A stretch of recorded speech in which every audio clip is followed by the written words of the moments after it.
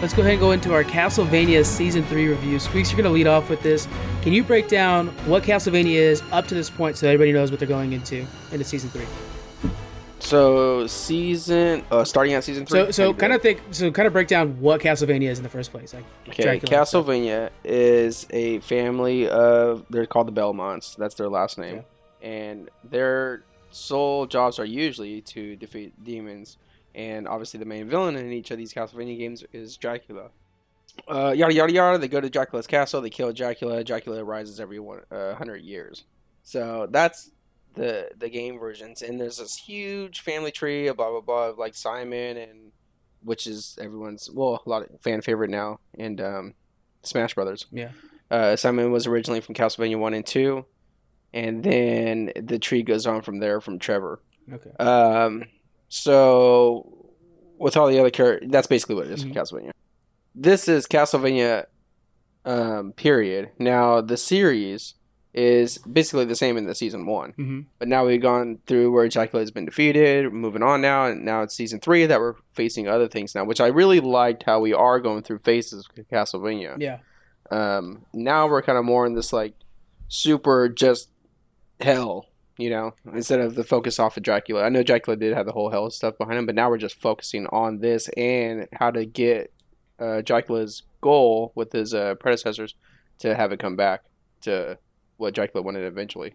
Yeah, I liked how in Season 3 we kind of left the idea of Dracula as the big bad, and instead everybody that was around Dracula has their own, you know, objectives now, and how they're all big bads, and some of them aren't actually all that bad. Like, it's interesting in this series you're rooting for the bad guy. Like, oh, I really hope Isaac does well and destroy all humanity. Like, it's kind of that happens. But yeah, so it's pretty interesting in that case there. And with Season 3, I think it was perfect how it was a Game of Thrones vibe, 100%, totally. Where it was different stories going on at the same time, and it was a lot of dialogue in it. Which I'm going back and watching Season 1 as right now, and wanted to see if that was the same feel from 1 and 2, because obviously I watch it right away. Like within 2 days I'm done, and then I wait forever for the next season, so I got to go back and watch it. Yeah, but I really like how they did that. But in when it first started off, I fell in love already with Season 3 from the humor from Alucard. Yeah, when he was talking to the dolls. Yeah, that was cracking me up. And then from Trevor and Sypha, when they were just talking in the wagon to each other. I really like Sypha and Trevor's relationship now. Now that we're past the whole, like, will we be together? Like, the end of Season 2 was kind of almost weird and cute in the fact that we're like, look, we're just going to get married type of thing almost. Like, it was kind of just, let's just travel together. It wasn't even like, let's talk about being in a relationship. It was just like, this is how it's going to be because clearly we work too well. And then in this one, we just see them being like, almost detective partners / married couple out on a honeymoon is a really good combo. I really liked it a lot. And they were in, like they mentioned at the final episode, is they're in the Sypha world right now where, you know, you go on adventures and they end up well and, you know, you're heroes the whole time. And then as the show goes on, we get into the Trevor life where things aren't that great all the time. Yeah. She's starting to see that now. Yeah. From obviously the ending, but I love how well they complement each other from the humor and from the fighting, because they fight so well together too. This season with the fighting, oh my gosh, just the action is so amazing. Just some of the moves that Belmont does and Sypha does is just holy shit, and that's what like really turns me on, is seeing things. I guess seeing things killed that we've never seen before in a way we've never seen before. Yeah. It kind of reminds me of, and while I was watching, I was like, this is close to the action of the final. To me, it's the best fight ever of Aang in The Last Airbender, the final fight with him. It's the best fight scene in anything ever. And when I was watching Sypha jump around with like the Iron Man, like fire coming out of her wrist, I was like, that is close to being that cool. And so they did a really good job with it. Speaking of that too, because even the beginning had me turned on with the humor, but with the first action scene, they were in the wagon and they ran into some monsters just in the middle of the road. It's like, man, this is really setting up to be this like a high, you know, standard for the season. Yeah. But off of them two and going to Alucard, his story was a little interesting to me because he met those two, the brother and sister. Yeah. And I thought things were going there, like, oh, we're gonna see the brother and sister basically were in a way forced to watch their. I don't know, I guess they're people. They're from a feudal Japan that was ruled by a Dracula queen, like a vampire queen. And so they're trying to figure out how to kill vampires, basically, so they can go back and free everybody. Yeah, because they were forced to watch this vampire fight. It was pretty much like, who's the best you got, and I'm gonna try to kill him. Yeah, every day and she's killing everyone would somebody. fail. Yeah. So I thought this was genuine, like, oh, they're really gonna, fucking learn how to go back and kill that vampire, and then things change, and you're like, holy shit, what the hell is going on here? That's the right reaction. Yes. And I was like, this is a little too friendly. Why are they so touchy? Okay, whatever. This something jumped it. I don't see.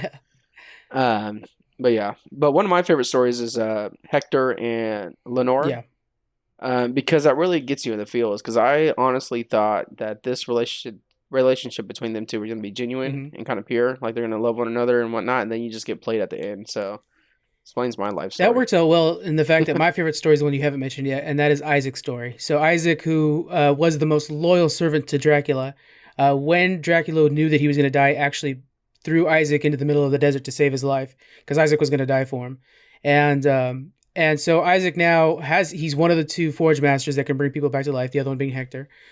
He can bring, what he does is he doesn't bring back to life. He takes a demon's soul and puts it into the dead body of something that's been dead. And so he's like, I like how he's going to first off start trudging his way back to Dracula's castle so he can see what he can do to help. But then he's like, I could be building up my own army. And so he just does that. Like, so we're watching Isaac building up his army and slowly becoming this unstoppable force that will eventually arrive to our heroes probably next season. And I mean, he'll be this massive, huge army of undead, demons. But his struggles with like turning on humanity and trying to find a version of humanity that's good, and like just constantly being disappointed in humanity as he goes. And then seeing little tidbits of interesting people, like the pirate that he hires and like the guy he buys the mirror from, that were like, there is some people out there that are not terrible, dude. And like, just kind of like, so, I'm wondering by the time he gets to the end of his journey, will he change as a person to where he'll be on our side or on Hell's side? We don't know. And he's that character where I'm like, I'm kind of rooting on him to be on Hell's side and turn on us all. It's real weird. Yeah, and those side characters are awesome too. Like that sailor, the one that owned the ship, like the people that stood up to him, not giving a shit, really, really is, even with all the demons behind him.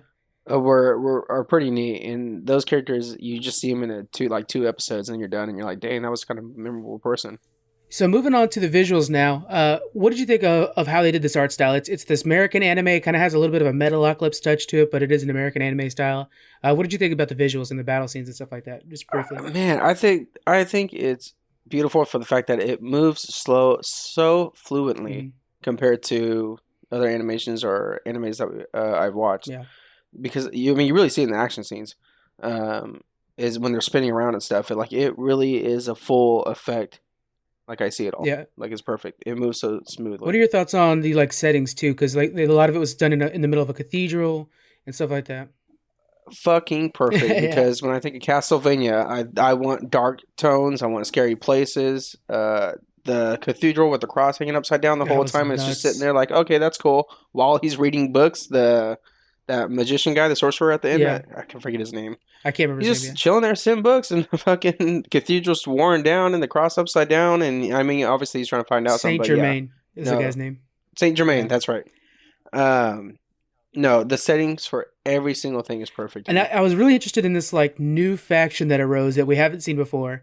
That was basically, I mean, they were Satanists, and it was like the invention of Satanists. It wasn't like it was something new. It was like, oh, there's this group of regular priests that were visited by one of the demons, and then they decided to kind of capture him and then just listen to what he said. And so it was like this first formation, and they were like, it was a mind trip the whole time. Like, what does this mean? What's going to be happening? What side are these guys on? And then you realize that they're just greedy. Like, it's all it really is, but that's also part of it. So, okay. And then last bit is character-wise and acting-wise. Did you think they did a good job with the voice acting this time? I never had an issue with anyone. I mean, everyone had a different voice, which was neat. So like everyone didn't felt the same. Yeah. I was worried with the four sisters, the four vampire sisters, that they were going to be too similar to each other, but no, they did a good job of being unique. No, yeah, but they're all unique, in different ways. So that's neat. Yeah, no, I didn't have any issues with that. So I think it was pretty well I really done. like Sypha's accent. Really separates her. It kind of adds an extra layer to her, which is really cool. I think it's kind of maybe a French accent.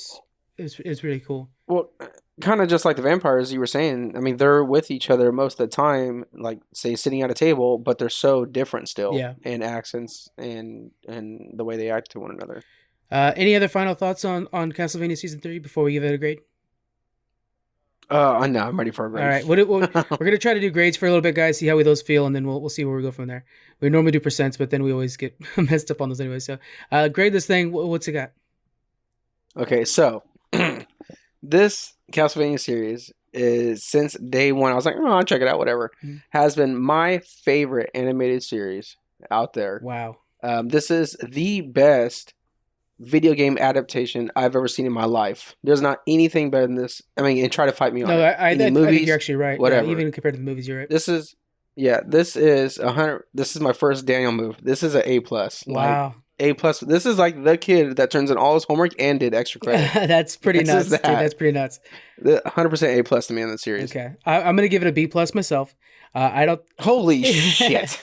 I don't think it even gets an A, to be honest with you. But that's just because I think structurally they have some issues in the fact that if you look at like season 1 and season 2, the way they're divided up, they really should have been one season. And then I think this one lost its way about halfway through, where they weren't really focused on.